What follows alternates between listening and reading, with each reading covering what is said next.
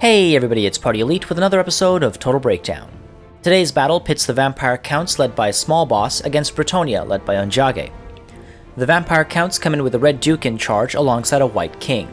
2 units of Crypt Ghouls ranked up to rank 1 provide some poisonous support, while 3 units of Graveguard alongside the Stearnsmen provide a durable front line, though it's lacking in armor-piercing capabilities. Varix Reavers provide some anti-infantry cavalry support, probably suspecting a decent number of Battle Pilgrims and Foot Squires, and the 2 units of Blood Knights can take care of Bretonnian cavalry, while the Direwolves can be used to shut down early ranged fire or artillery. Bretonnia comes to the battlefield led by Alberic de Bordelot, alongside a Damsel of Life. 2 units of Peasant Mob are there to act as fodder troops, and the Men-at-Arms and the Battle Pilgrims are solid melee infantry against lower-tier Vampire Count units, such as Skeleton Warriors, and they'll make quick work of any summoned zombies. 2 units of Foot Squires can be used against higher-tier enemy units, and the 3 units of Peasant Bowmen with fire arrows are a great pick against an army that has lots of regenerative potential, and no ranged units to respond with. The Knights Errant provide some anti-infantry support and bulk to Bretonnian cavalry, while the Grail Knights add some magical damage to their anti-large capabilities. The 2 units of Royal Pegasus Knights will make a good escort for Alberic, and the army seems prepared to deal with all manner of large enemy units on the ground and in the air. Alright, as always, first things first, we're going to talk about layout, and it does get pretty cheeky from both players. Not very cheeky, just a little bit of cheek. So first off, the Vampire Counts have got their Graveguard and their Stearnsmen forming their sort of regular front line. The Crypt Ghouls on either flank here, able to come in and provide support with poison, from head-on or from the flanks or the rears, however necessary. Off to the side, we've got 2 cavalry contingents, if you will, Varix Reavers, Blood Knights, and the White King forming one, and the other unit of Blood Knights alongside the Red Duke forming another. So basically creating 2 units of cavalry here for some mobile support. And this is where the cheek comes in. Up here in the woods, Vanguard deployed, the Direwolves are hidden in these trees, and they, as you can see, are already being sent forward to get around the Bretonnian front line. So there's the cheek from the Vampire Counts. Meanwhile, over here with Bretonnia, you'll see we've got the Peasant Mob on either side. Then the front line itself, again, I don't count Peasant Mob as front line, of course. Then the front line, the real front line, has the Battle Pilgrims off to the side here, the Foot Squires and another unit of Battle Pilgrims forming the center, and then off to the side here, the Men-at-Arms. So this right flank is relatively weak, but I think the assumption here is that this exposed rock was going to provide some added protection. So the center has been made strong, and the Battle Pilgrims here supplementing the Peasant Mob, Men-at-Arms here supplementing this Peasant Mob.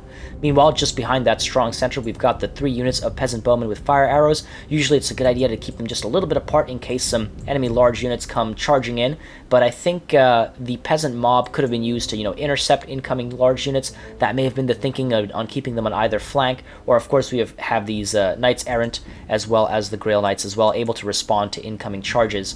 But on the mention of these Knights Errant, yeah, they're over here, but the cheek from Bretonnia comes from these Grail Knights tucked away and hidden in the trees over here. Again, just a good idea to keep some of your cards up your sleeve. The Vampire Counts don't know these guys exist, so these guys are able to respond to any early aggression coming in from the flanks with a surprise. Meanwhile, you'll see already pushing up forward Alberic as well as the 2 Royal Pegasus Knights units. They are up in the air, of course, flying around and already pushing forward just a touch. And you'll see Bretonnia actually trying to take the cusp of that hill and then holding that hill. They don't need to push too far forward. Vampire Counts, of course, lacking any ranged units, so they do have to push down the field. They can't just stand there and eat shots, of course. Now you'll see over here a bit of a bad call here, I must say myself. The Blood Knights and the Red Duke are being sent up this way. Varix Reavers, White King, and Blood Knights are sent this way. So not sure why they're being split up like that. I think these guys are being sent to take care of the Knights Errant over here, but the Blood Knights being sent up here separately was a very risky play, considering the enemy has airborne anti-large units. So that was not the best idea, and you'll see Alberic is able to dive in there, and he would cause a lot of damage. Unfortunately, though, he decides to stand still, and he doesn't actually engage. Now, yes, it is a risky play, getting involved in there, because these Blood Knights might be able to respond. The Red Duke is dangerous, but if Alberic and the Royal Pegasus Knights came in from the front, and this other unit of Royal Pegasus Knights came in from the rear, a full surround could cause a lot of damage to the Blood Knights, and some Earth Blood later on could actually help bring these guys back to near full HP, depending on the type of damage done. Now, over here, though, you will see Alberic does get a little hungry for blood, dives into this unit of Graveguard, I don't know if they bleed or not, but dives into this unit of Graveguard, and meanwhile the Knights Errant are pushing in as well into this unit of Graveguard, so some early aggression from Bretonnia, and you'll see these guys are pushing in to respond to just that. So a decent amount of damage being done there on that unit of Graveguard. Blood Knights and the Red Duke being sent in to respond. Alberic takes to the air. These guys, meanwhile, the Knights Errant do a decent amount of damage to this unit of Graveguard as well. Meanwhile, you'll see the Peasant Bowmen have opened fire, and as a result of that, the Direwolves are now being sent in to respond. Unfortunately, unbeknownst to them, there is a unit of Grail Knights in their path. So as they're charging through the woods, they do finally get revealed as they pass through this opening over here, and that gives Bretonnia enough time to respond with the Grail Knights and instantly shut down the Direwolves. Look at that. Look at the amount of damage going through there. The Direwolves do not stand a chance, of course, against Grail Knights, so very quickly they are going to be destroyed. Meanwhile, the Knights Errant are able to pull away, and over here you'll see the Red Duke as well as the Blood Knights are pushing forward as the front lines do begin to meet. Alberic with the Royal Pegasus Knights do dive in on that unit of Blood Knights, and you'll see a lot of damage being done here. Those Blood Knights are not enjoying this full surround, eating a lot of damage very quickly, already crumbling. You'll see now a couple of things begin to happen. So for one, El Sif does go down on Alberic, slowing him down and reducing his melee defense as well. Earthblood comes in from Bretonnia, trying to keep these units alive. This unit of Blood Knights as well as Varix Reavers come in. They want to shut all this nonsense down, and a great move here by the Vampire Counts. Zombies come up from the ground, and they hold Alberic in place. So Alberic and the Royal Pegasus Knights are now trapped in place, while two units of Blood Knights, Varix Reavers, and the Red Duke come diving, flying in to cause a significant amount of damage. And there's another unit of zombies just, permanently pinning these guys down, and you'll see as these Grail Knights over here coming from the side, they want to get in a nice rear charge, but before they're able to do that, before they're able to get a clean charge in there, you'll see these guys are starting to shatter. The Peasant Mob, of course, they've shattered.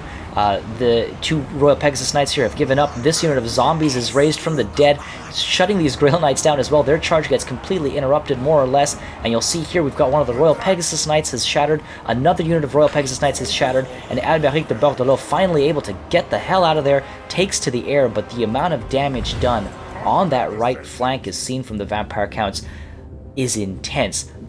Invocation of Nehek goes down, trying to keep these guys alive, and Earthblood did a decent amount of work trying to keep, the high-tier, extremely expensive Bretonnian units alive, but the full surround there, and some great use of zombies. Is my passion coming across on the mic? Some great use of zombies.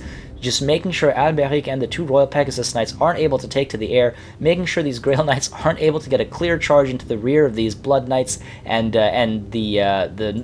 Varix Reavers is just absolutely beautifully played, shutting down a lot of the Bretonnian force. The entire air force has been taken care of. Alberic is all that's left, and he's actually being sent in over here now. While we're paying attention over there, quite a bit has developed with the front lines as well. You'll notice the Graveguard did not have a good time against the Bretonnian front line. Foot Squires will do a lot of damage to the Graveguard, and since Graveguard aren't armor-piercing without their great weapons, they're not able to respond in turn. They don't cause as much damage, so you'll see these Foot Squires are largely okay, still have over 50% of their health, and now they're able to swing in over here and add to some damage over here. Meanwhile, the Crypt Ghouls as well, not able to do a lot of damage against Battle Pilgrims and Foot Squires, and same goes for these Graveguards and the Sternsmen. So just overall, not a good time over here, and you'll see Alberic now unable to do anything over there, decides to come in and dive in to try and win at least this left flank.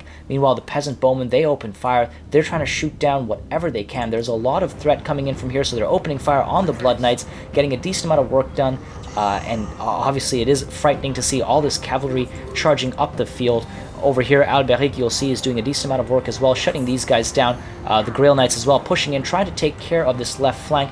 Meanwhile, over here, the Red Duke has shut down this unit of Peasant Bowmen. We've got the zombies over here shutting down this unit of Peasant Bowmen. Varix Reavers come flying in, more or less take care of that unit of Peasant Bowmen, and they keep pushing through to engage this unit of Peasant Bowmen. Really would have been nice to get both of these Blood Knights as well in there, shutting down the Peasant Bowmen permanently, all three units, but instead they do get pulled up. These zombies, meanwhile, slowly making their way towards this left flank, and over here, this unit of zombies sort of left behind. They should have been pushed in as well.